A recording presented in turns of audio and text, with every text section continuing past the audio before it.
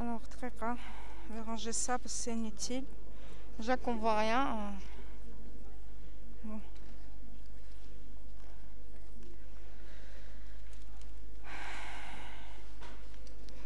Bonjour à tous. Bienvenue en troisième année, puisque je crois que je vous ai eu l'année passée en deuxième année. Je suis très contente de vous revoir.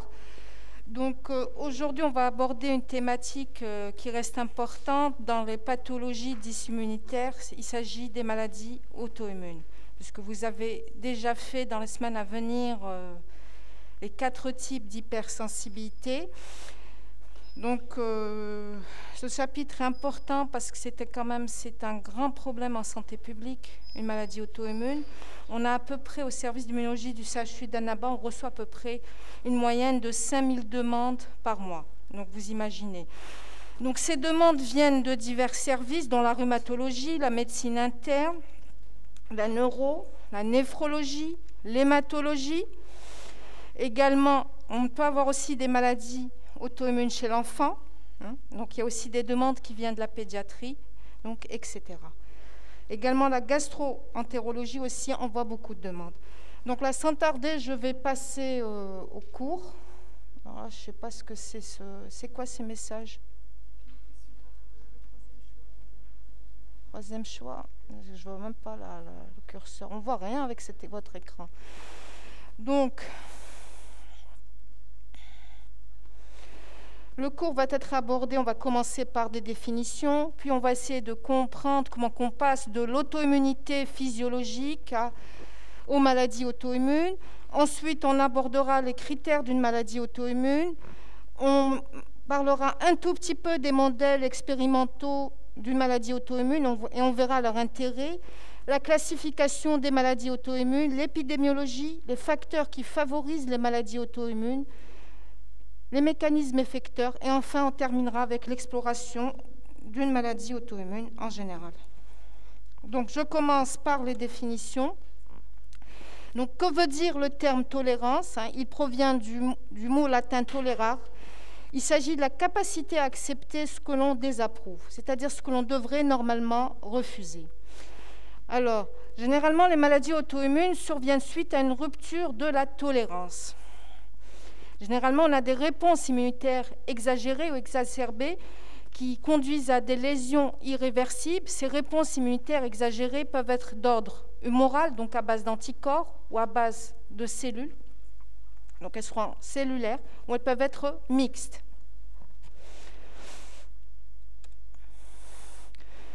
Donc toujours dans les définitions, qu'est-ce que c'est un auto-antigène? Tout simplement, c'est un antigène qui nous appartient. C'est un antigène du soi. Ça peut être une cellule, ça peut être une molécule, etc.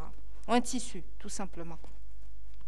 Alors les auto-anticorps, ils sont dirigés contre, bien sûr, les antigènes du soi.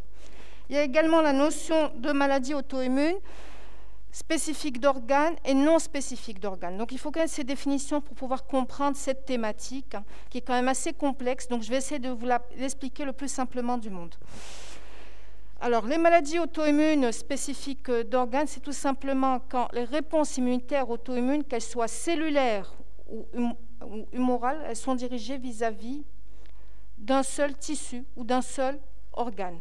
Exemple, les thyroïdites auto-immunes, le diabète insulino de type 1. D'accord, c'est ce qu'on appelle le diabète insulino-dépendant. Dans le premier cas de figure, c'est-à-dire dans les thyroïdites auto-immunes, le système immunitaire va élaborer une réponse auto-immune vis-à-vis de la thyroïde, tout simplement. Dans le cas du DT1, ça sera vis-à-vis du pancréas. Plus précisément, le système immunitaire va s'attaquer aux îlots bêta de Langerhans, qui sécrètent de l'insuline. Alors, pour une maladie non spécifique d'organes, non spécifique d'organes, ce sont des maladies systémiques. Pratiquement, vous avez plusieurs organes qui sont touchés en même temps. C'est le cas, par exemple, des connectivites, où vous avez plusieurs organes qui sont touchés en même temps. Ça peut être le foie, les reins, le cerveau, etc., la peau, etc. Alors, comment maintenant, on va essayer de comprendre comment on passe de l'auto-immunité physiologique aux maladies auto-immunes. Alors, tout simplement, ces maladies auto-immunes surviennent suite à une dysrégulation entre l'auto-immunité physiologique et l'auto-immunité pathogène. Et cela est dû à une rupture de la tolérance. Alors, cette tolérance au soi, comment qu'elle se fait? Elle se fait par des mécanismes qui empêchent la maturation ou l'activation des lymphocytes autoréactifs. Alors, ces mécanismes qui empêchent la maturation de lymphocytes T et B autoréactifs, donc ce sont des mécanismes qui vont empêcher l'arrivée en périphérie de lymphocytes B et de lymphocytes T autoréactifs. Alors, ces mécanismes peuvent être centrales, c'est-à-dire peuvent avoir lieu au niveau des organes lymphoïdes centraux ou primaires, hein, le thymus et la moelle osseuse, très bien. Ça peut être des mécanismes de tolérance périphériques qui se font en périphérie, au niveau des organes lymphoïdes périphériques ou tout simplement au niveau du sang. Alors, généralement, vous avez 3 mécanismes qui sont impliqués. Ici, il s'agit de mécanismes d'élimination, ce qu'on appelle la délétion. Il y a aussi des mécanismes de tolérance d'inactivation c'est ce qu'on appelle des mécanismes qui entraînent l'anergie cellulaire ou la paralysie cellulaire des lymphocytes T et B autoréactifs. Et vous avez aussi des mécanismes qui inhibent la cellule sur le plan fonctionnel, ce qu'on appelle les mécanismes de suppression. Alors, donc la tolérance centrale, elle se fait au niveau du thymus, et plus précisément lors de la sélection thymique, ce qu'on appelle l'éducation thymique. Si vous vous rappelez, on a vu ça l'année passée. Donc les lymphocytes T, par le biais de leur TCR, apprennent à reconnaître les antigènes du soi. Donc seuls vont survivre les lymphocytes T qui reconnaissent les antigènes du soi avec une affinité correcte, avec une affinité moyenne. Ceux qui reconnaissent les antigènes du soi avec une faible affinité ou une forte affinité sont éliminés. Hein, c'est lors du processus de sélection, si vous vous rappelez. Donc, la tolérance aussi se fait au niveau périphérique, et dans ce cas-là, les mécanismes impliqués, ce seront soit la suppression, soit l'anergie, soit la délétion, comme on l'a dit tout à l'heure. Alors, ce qu'il faut savoir, c'est que la tolérance centrale se fait pendant la vie embryonnaire, tandis que le deuxième type de tolérance se fait pendant la vie adulte, ou après la naissance. Plus précisément, après la naissance et pendant la vie aussi adulte. Voilà. Alors, est-ce qu'il existe une auto-immunité physiologique? La réponse est oui. Alors, c'est une auto-immunité qui est généralement qui est assurée par des anticorps naturels d'isotype IgM, le plus souvent, de faible affinité, hein, c'est les caractéristiques, et surtout, c'est des anticorps qui sont issus de clones lymphocytaires B qui n'ont pas subi de mutation somatique. Voilà. Également, ces anticorps aussi naturels aussi ont une propriété, ils ne fixent pas le complément. Parce que le fait de fixer le complément, il risque d'être pathogène. C'est pour ça que lorsqu'on a une maladie auto-immune, c'est intéressant de faire un dosage du complément pour avoir plus d'informations. Et là, si on retrouve une activation du système du complément, ça veut dire que le marqueur biologique que vous allez trouver, l'auto-anticorps, est vraiment pathogène et peut-être même dangereux. Voilà. Alors, également, cette auto-immunité physiologique est appuyée aussi par des clones de cellules T réactives qui existent chez les sujets sains. Hein, il faut savoir qu'on a des anticorps anti-MBP ou anti-GAD, hein, glutamate décarboxylase, ou anti-MBP, c'est la protéine basique de la myéline, hein, qu'on peut retrouver chez des sujets qui ne développent pas une CEP ou au cours d'un DID. Généralement, ces auto-anticorps, vous les retrouvez au cours de ces deux types de pathologies, mais on peut les retrouver aussi chez les sujets sains, mais à un taux très faible. Alors, quels paramètres quantitatifs ou qualitatifs conditionnent la pathogénicité d'un auto-anticorps ou d'une cellule autoréactive?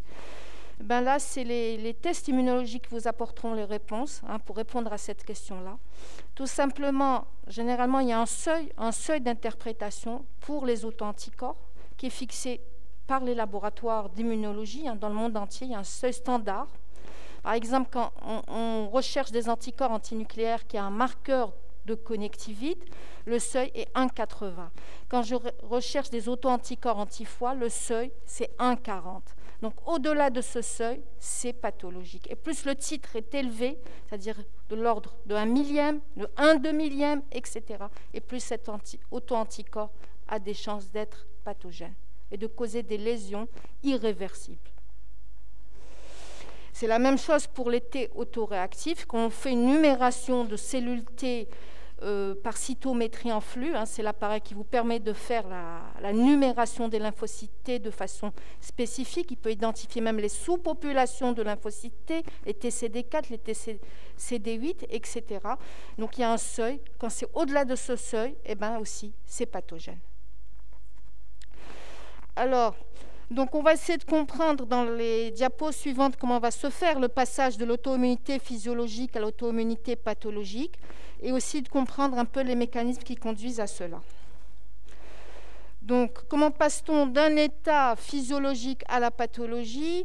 Dubécois essaye de répondre. Il nous a dit qu'il y avait plusieurs facteurs. Ça peut être des facteurs liés au système neuro-endocrinien. Ça peut être lié aussi à des facteurs génétiques, comme le système HLA. Ça peut être lié aussi à des facteurs d'environnement, infection, pollution, médicaments. Tous ces facteurs-là, quand ils convergent, le lymphocyte T qui était sympathique, qui était tolérant, autoréactif, il est autoréactif mais il est toujours tolérant, il va devenir agressif. Et donc là, il y aura une rupture de la tolérance.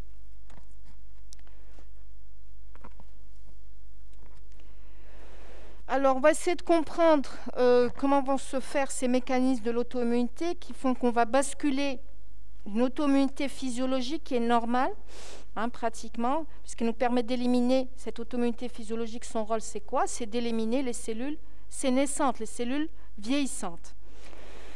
Donc, ces mécanismes de l'auto-immunité, on verra que j'ai essayé de vous les regrouper. Ils sont très complexes, il y en a à peu près une douzaine ou plus.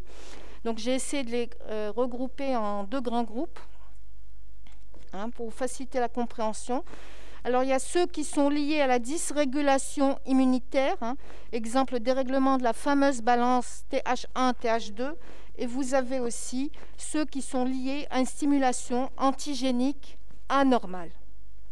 Donc, on va voir la première catégorie et la deuxième catégorie avec des exemples concrets.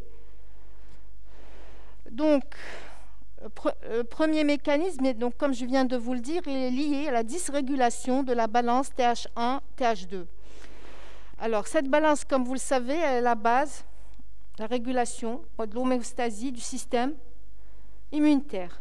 Lorsqu'il y a un dérèglement de la balance, il y a émergence d'une pathologie immunitaire. Alors, dans le cas des maladies auto-immunes, on va essayer de prendre 2 exemples concrets, puis 2 exemples qui sont très courants. Alors, lorsque vous avez la balance va pencher vers la voie TH1, il y aura émergence du diabète. Par contre, lorsque la balance va pencher vers la voie TH2, il y aura émergence du lupus érythémateux disséminé ou systémique. Donc, c'est 2 exemples concrets.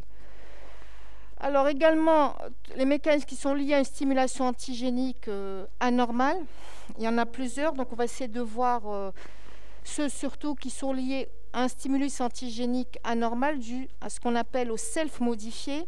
Alors, le self, c'est tout ce qui nous appartient, il peut être modifié dans certaines circonstances, dans lesquelles, alors par exemple, on peut avoir des modifications chimiques chez les personnes, chez les patients, qui sont en contact de produits chimiques, qui travaillent dans des usines chimiques. Ils peuvent avoir certaines de leurs molécules qui peuvent être modifiées. Tout simplement, on a des modifications de groupement picryl, sulfanyle, c'est le cas dans le lupus induit. Le lupus induit, c'est différent du lupus spontané. Il est induit par une substance chimique ici ou par un médicament.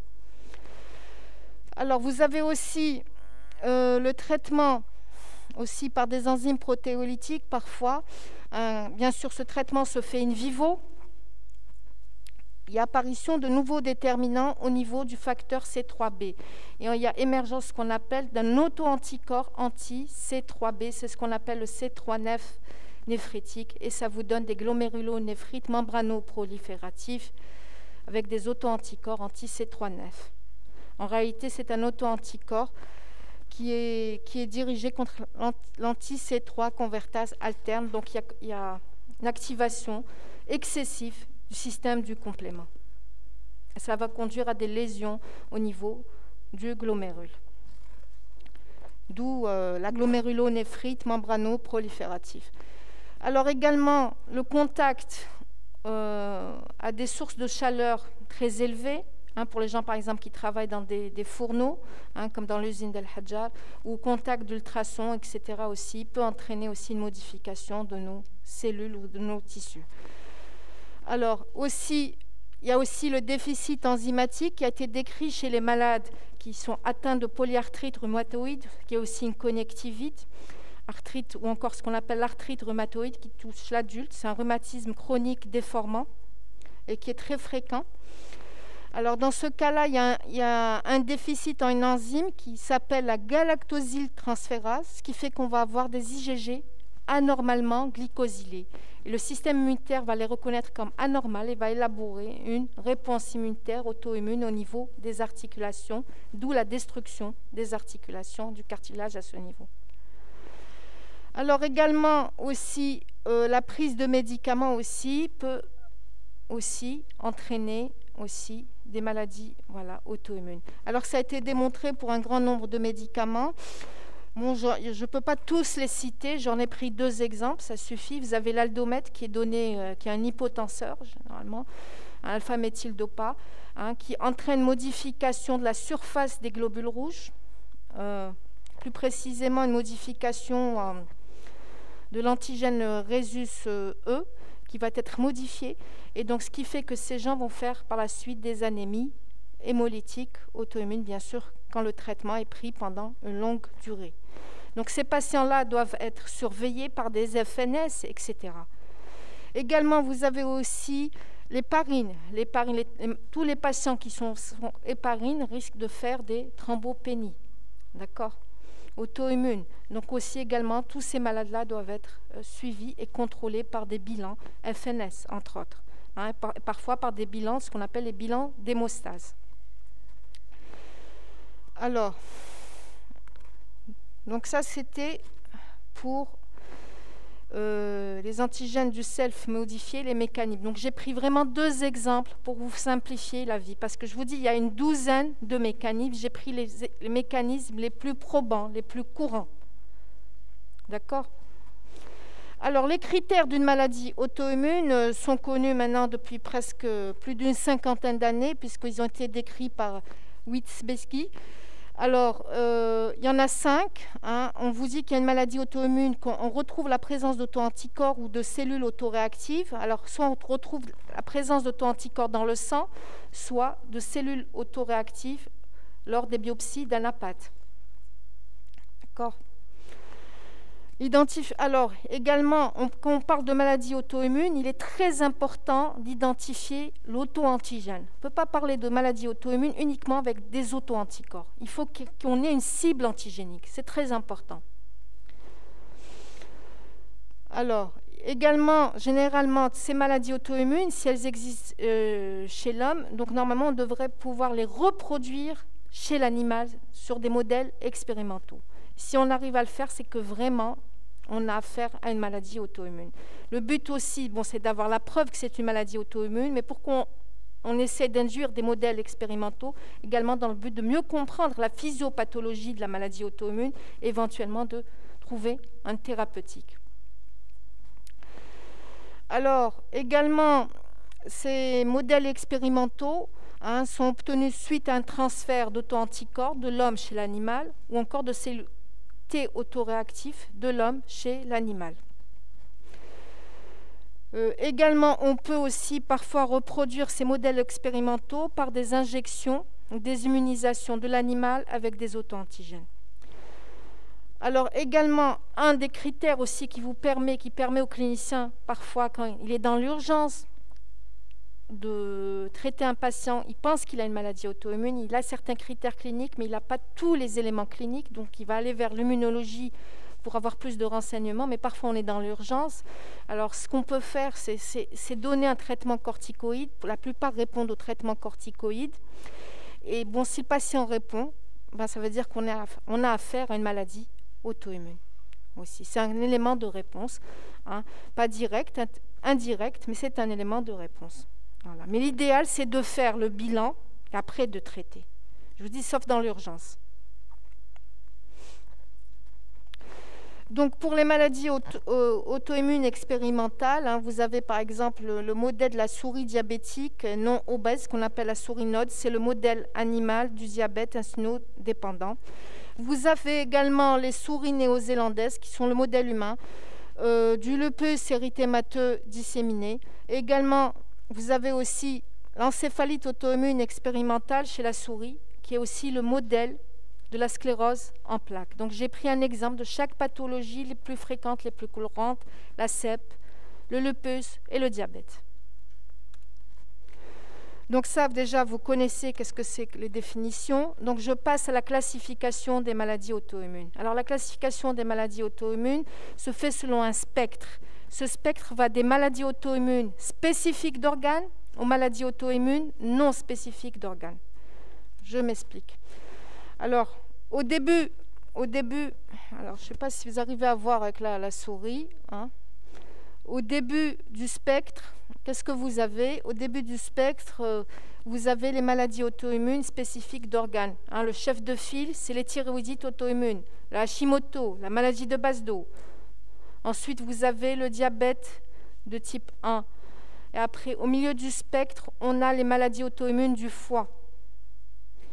Et à la fin du spectre, vous avez les connectivites, dans lesquelles on va retrouver le lupus érythémateux disséminé, la polyarthrite rhumatoïde, la sclérodermie, le Gaucher-Sjogren, etc., etc. D'accord? Et les myopathies auto-immunes. Alors, ça c'était pour la classification. Maintenant, on va s'intéresser à l'épidémiologie de ces maladies auto-immunes. Alors, donc, il faut savoir que les maladies auto-immunes représentent un problème majeur de santé publique. C'est pratiquement, ils occupent la 3e position après le cancer et les maladies cardiovasculaires. Alors, pour 100 000 habitants, on peut dire, alors ça c'est les chiffres de l'INSERM, hein, je n'ai pas les chiffres algériens. Alors, le diabète de type 1 représente 200 à 400 pour 100 000 habitants. Le lupus, 100 pour 100 000 habitants. La PR, elle est très fréquente, comme vous pouvez le voir, c'est 800 pour 100 000 habitants. La sclérose en plaques représente 10 cas pour 100 000. Les thyroïdites aussi auto-immunes sont très, très fréquentes. C'est 1000 pour 100 000 habitants. Et la maladie de Basedow entre 100 à 200. Donc ça, c'est quelques chiffres, hein. Alors, ce qu'il faut savoir aussi, c'est que ces maladies auto-immunes, malheureusement, touchent beaucoup plus le sexe féminin que le sexe masculin.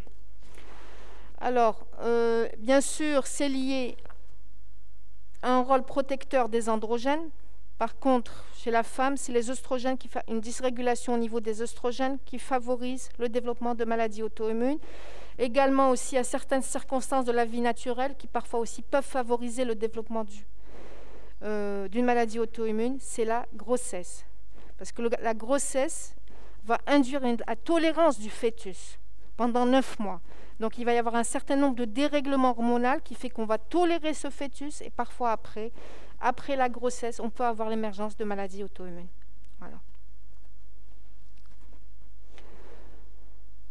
Donc là, j'ai fini pour cette première partie, donc je passe à la deuxième partie. Je ne sais pas si je vais arriver à trouver le... Chut, j'ai pas fini.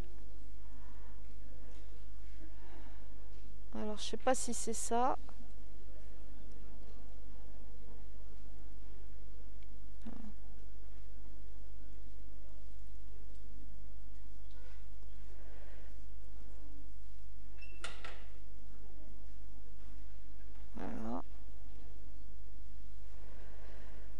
Donc,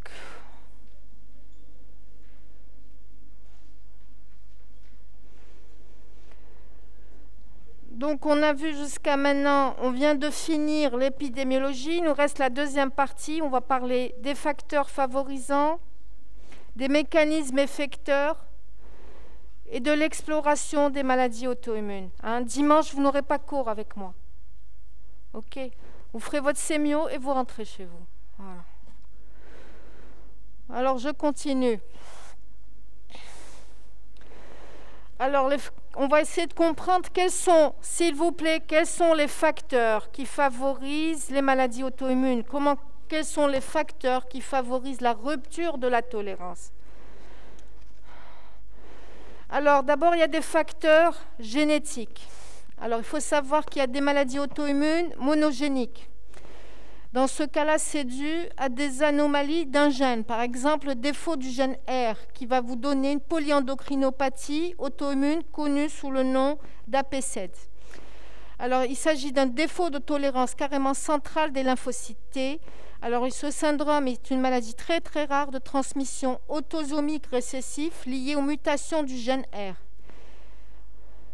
Vous avez aussi une autre maladie qui est liée, auto-immune, qui est liée aussi à une mutation d'un gène. C'est le gène du gène FOXP3, qui est un gène qui est impliqué dans la régulation des réponses immunitaires. S'il y a une mutation au niveau de ce gène, vous avez une maladie auto-immune qu'on appelle le syndrome IPEX. C'est aussi une polyendocrinopathie liée à l'X qui se caractérise par un défaut de production de lymphocytes Treg et un défaut de tolérance périphérique. Également, vous avez aussi des maladies auto-immunes polygéniques, c'est-à-dire qui sont dues à plusieurs gènes. Là, j'ai parlé d'exemples de maladies auto-immunes monogéniques qui sont très, très rares. Maintenant, les maladies auto-immunes polygéniques, vous avez plusieurs gènes en cause. Généralement, c'est les gènes du système HLA. Alors là, on en a pas mal. Il y a le diabète, il y a la PR, il y a la maladie cœliaque, etc. Il y a la spondyloarthrite ankylosante, où d'ailleurs le HLA-B27 est un marqueur de diagnostic, puisqu'il y a un risque relatif très important quand vous avez le marqueur HLA-B27 de faire la SPA. Voilà. Donc pour les facteurs d'environnement, on en a déjà parlé, vous avez les facteurs hormonaux, vous avez les facteurs médicamenteux, j'en ai déjà parlé également, en donnant deux exemples, l'héparine, l'alpha-méthyldopa. Vous avez aussi le Voltaren, etc. Ce qu'on appelle le diclofénac aussi, qui peut donner aussi des hépatites induites, auto-immunes induites. Alors, les facteurs infectieux, il faut savoir que pas mal d'infections, quand elles sont mal soignées, peuvent conduire à des maladies auto-immunes. C'est le cas, par exemple, des infections à Klebsiella pneumoniae, où il y a un mimétisme moléculaire avec certaines molécules de surface de cette bactérie et avec le HLA-B27. Le système immunitaire, en pensant élaborer une réponse immunitaire de défense contre cette Klebsiella pneumoniae, en réalité, il élabore une réponse de défense, mais également, il est en train de détruire ses propres molécules HLA-B27 qui existent à la surface de ces cellules. Voilà. Donc ça, c'est par mimétisme moléculaire. Alors maintenant, j'en ai fini avec les facteurs, différents facteurs. Donc j'avais parlé des facteurs génétiques, d'environnement, etc. Donc on va parler maintenant des mécanismes effecteurs. Les mécanismes effecteurs suivent les cours que vous avez fait la semaine passée. Donc on va commencer par les mécanismes effecteurs qui sont classés dans la classification des réactions d'hypersensibilité. Donc pour les maladies auto-immunes, il n'y en a que 3. Il y a l'hypersensibilité de type 2, de type 3 et de type 4. Donc on va voir dans chaque catégorie des exemples de maladies auto-immunes. C'est-à-dire que ces maladies auto-immunes ont des mécanismes physiopathologiques d'hypersensibilité, soit de type 2, soit de type 3, soit de type 4. Ça peut être parfois un mécanisme d'hypersensibilité, ou ça peut être aussi un mécanisme mixte, c'est-à-dire hypersensibilité de type 2 et de type 3.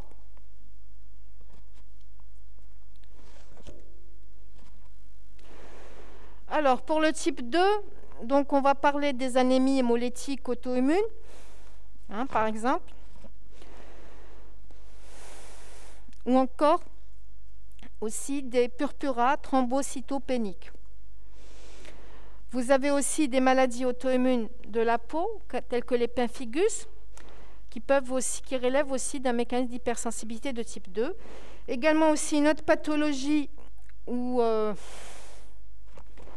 vous avez un mécanisme d'hypersensibilité de type 2, ce sont les thyroïdites de Hashimoto, où vous avez des auto-anticorps, généralement anti-récepteurs de la TSH, des auto-anticorps anti-TPO, anti-TG. Donc aussi, là aussi, vous avez un mécanisme d'hypersensibilité de type 2, puisqu'il y a destruction des antigènes thyroïdiens par les auto-anticorps, par un mécanisme d'ADCC, cytotoxicité cellulaire dépendante des anticorps. D'accord ? Également, une autre pathologie auto-immune où vous avez une destruction des muscles, c'est la myasthénie des muscles. Et elle est due à des anticorps antirécepteurs acétylcholine. Donc vous avez un auto-anticorps qui va se fixer sur l'acétylcholine et vous n'aurez pas d'influx ou d'impulsion neuronale, ce qui fait que le malade va être amorphe, fatigué, et petit à petit il va perdre la motricité de ses muscles, etc., etc. Est-ce qu'il n'y a pas de questions jusqu'à maintenant? Voilà. Également une autre pathologie où vous avez une hypersensibilité de type 2, il s'agit de la maladie de Goodpasture, du syndrome de Goodpasture, qui est un syndrome pneumorénal. Vous avez des signes pulmonaires, une hémophtysie et des signes d'atteinte rénale. D'accord? Hématurie, protéinurie, etc., dysfonctionnement de la fonction rénale, etc. Alors, ça c'était pour les principales pathologies qui relèvent d'un mécanisme d'hypersensibilité de type 2. Donc on vous demande d'en connaître au moins deux, deux avec des exemples concrets. Alors maintenant, pour les maladies auto-immunes qui relèvent d'un mécanisme d'hypersensibilité de type 3, il s'agit des glomérulonéphrite primitifs chez l'homme, également du lupus, qui relève aussi d'un mécanisme d'hypersensibilité de type 3, puisque généralement le lupus, beaucoup de lupus se manifeste par une atteinte rénale, où généralement vous avez une glomérulonéphrite, ce qu'on appelle lupique, dû à un dépôt de complexe humain au niveau du glomérule, d'accord, qui est assez typique de l'image qu'on a ici. Donc, ça c'était donc pour l'hypersensibilité de type 3, vous avez les glomérulonéphrite primitive et vous avez le lupus. Également, maintenant pour l'hypersensibilité de type 4, alors vous avez comme chef de file des maladies auto-immunes qui relèvent d'un mécanisme d'hypersensibilité de type 4, vous avez le diabète de type 1, où il y a destruction des îlots bêta de Langerhans par des cellules T cytotoxiques autoréactifs. Vous avez également l'arthrite rhumatoïde. L'arthrite rhumatoïde, en réalité, a un mécanisme d'hypersensibilité mixte de type 3 et de type 4. Puisqu'il y a un dépôt de complexe humain au niveau des articulations, donc c'est une hypersensibilité de type 3, et il y a destruction des articulations par un mécanisme d'hypersensibilité de type 4 par des T cytotoxiques autoréactifs. Également la sclérose en plaques, la maladie de Crohn, hypersensibilité de type 4. Donc vous devez connaître, je vous le dis, vous devez connaître deux exemples au minimum par mécanisme d'hypersensibilité de type. Dans le type 4, par exemple, vous devez connaître le diabète de type 1, vous devez connaître la sclérose en plaques, etc. Par exemple. Voilà. Est-ce que c'est clair? Voilà. Donc là, c'est juste pour vous montrer que dans le diabète insulinodépendant, les cellules bêta des îlots de Langerhans vont détruire les lymphocytes TCD8, donc il n'y aura plus sécrétion d'insuline, tout simplement. Donc c'est un mécanisme d'hypersensibilité de type 3, de type 4, pardon. Donc maintenant, je finis ce chapitre par l'exploration des maladies auto-immunes. Vous aurez demain devant vous un malade qui fait une maladie auto-immune et vous devrez demander des explorations. Alors, comment faire? Alors, il faut savoir que l'exploration pour faire le diagnostic d'une maladie auto-immune se fait en 3 étapes. La première étape va consister d'abord à faire l'anamnèse ou l'interrogatoire. Vous allez répertorier un certain nombre de signes cliniques, des arthralgies, une fatigue, des douleurs articulaires généralement. Alors, donc cet interrogatoire vous permet de vous orienter. Donc la deuxième phase va consister à faire des examens simples pour rechercher le dysfonctionnement. Donc ça va se faire d'abord par une chimie des urines qui se fait par bandelette urinaire pour voir s'il y a une hématurie, s'il y a une protéinurie, etc. La troisième phase est du domaine du spécialiste. Donc là, vous devrez adresser à un laboratoire spécialisé une série d'examens biologiques qui vont de la biochimie à l'hématologie et à l'immunologie. Et également, parfois aussi, la NAPAT aussi est concernée, parce que parfois, vous aurez à faire des biopsies donc, que vous devrez analyser en NAPAT. Alors, le bilan biologique va consister donc à une prise de sang. Généralement, tous les bilans immunologiques se font généralement sur tube sec, c'est-à-dire un tube sans anticoagulant. D'accord ? Le but de ces bilans, c'est de rechercher une inflammation et des anomalies immunologiques, et aussi des anomalies qui traduisent un dysfonctionnement d'organes. Par exemple, si vous faites un bilan biochimique, vous avez une clairance, une créatinine avec une très élevée, ça veut dire qu'il y a une dysrégulation au niveau du rein. D'accord ? Voilà, tout simplement. Alors, comment va se faire l'exploration de ces maladies auto-immunes sur le plan immunologique? Va se faire par un grand nombre de tests. Vous avez d'abord ce qu'on appelle des tests de déblayage ou de screening.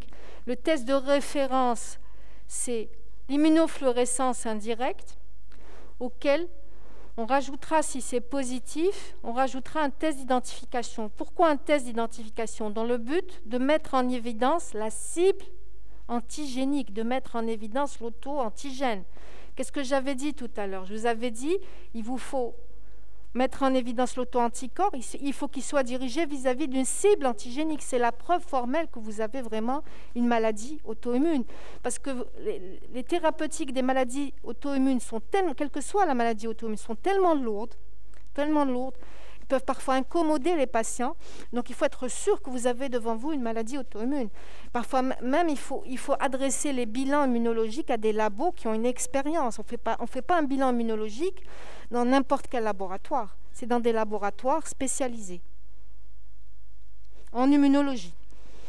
Donc, comme vous pouvez le voir, vous avez toute une batterie d'auto-anticorps. Alors ça, s'il s'agit des auto-anticorps spécifiques d'organes. Donc vous voyez, vous avez des anticorps antiglobules rouges dans le cas des anémies hémolytiques, antiplaquettes dans le cas des thrombopénies auto-immunes, anti-peau dans le cas des maladies bulleuses auto-immunes, etc. Anti-insuline ou anti-GAD dans le cas du diabète insulinodépendant, anti-thyroglobuline, anti-TPO, anti-récepteur de la TSH pour le cas des thyroïdes, par exemple. Donc vous voyez, il y en a des tas. Il y en a à peu près actuellement, il y en a plus de 200. Alors maintenant, pour les auto-anticorps non spécifiques d'organes, le chef de file, c'est tout simplement les anticorps antinucléaires. Donc c'est pour ça que je vous dis, on fait un déblayage et après on fait une identification. Alors pour les anticorps antinucléaires, ils peuvent être dirigés contre les anti-ADN natifs, c'est-à-dire ce qu'on appelle les antigènes nucléaires insolubles, tels que les histones, l'ADN, la chromatine. Ils peuvent être aussi dirigés contre des antigènes nucléaires solubles, tels que les antigènes ribonucléoprotéiques ou encore l'antigène Smith, qui est un marqueur de lupus, ou encore les antigènes anti-SSA, anti-SSB, dans le cas du Gauche-Sjogren. Donc ces maladies auto-immunes sont généralement regroupent donc les connectivites, Vous avez les maladies spécifiques d'organes et vous avez aussi ce qu'on appelle les vascularites systémiques et le SAP. Alors, pour les connectivites comme marqueurs biologiques, vous avez les anticorps antinucléaires et vous avez aussi ce qu'on appelle le facteur rhumatoïde et les anti-CCP. Vous avez aussi, dans les maladies spécifiques d'organes, vous avez tous ceux que j'ai cités, les anti-GAD, les anti-insulines, etc., etc. Alors, cette partie d'exploration va être reprise en détail. Vous avez un chapitre consacré à l'exploration à la fin du mois. Voilà. D'accord, ça va être repris. Vous aurez plus de renseignements. Donc, voilà un peu ce qu'on voit en immunofluorescence. C'est des images de différents auto-anticorps antinucléaires. Donc, chaque image oriente vers un aspect. Et ça reste du déblayage, du screening. Et on est obligé de faire un test d'identification. Le test d'identification se fait par des techniques de pointe qui vont, soit c'est des techniques ELISA, soit des techniques d'immunoblotting, ce qu'on appelle d'immunodot, ou encore par de la fluorométrie en flux. Alors toutes ces techniques, heureusement pour nous et heureusement pour les cliniciens du CHU d'Annaba, existent au niveau de notre laboratoire, se font depuis des années en routine normalement. Alors, je voudrais juste préciser que l'approche diagnostique des maladies auto-immunes, ce n'est pas qu'une affaire de biologie. C'est une approche diagnostique multidisciplinaire qui se base sur les signes cliniques, sur l'imagerie, la radiologie aussi, elle a sa part de travail, l'histologie et la biologie. L'histologie, c'est la NAPAT. Donc, quels sont les examens de biologie qu'il faut savoir prescrire? Eh bien, ça va se faire en fonction des signes cliniques. Si vous avez des signes cliniques qui sont en faveur d'une maladie auto-immune non spécifique d'organes, c'est des signes de connectivite, vous allez prescrire des anticorps antinucléaires et un facteur rhumatoïde. Si vous avez une maladie auto-immune du foie, vous allez prescrire un bilan auto-humain du foie, avec les anticorps du foie. Si vous avez une vascularite, ce qu'on a une vascularite, c'est-à-dire une maladie qui va toucher les vaisseaux, donc là, vous allez prescrire des ANCA, et ainsi de suite. Et si, bien entendu, vous avez une maladie auto-immune spécifique d'organes, les plus fréquentes, ce sont les thyroïdites, on prescrit un bilan thyroïdien tout simplement.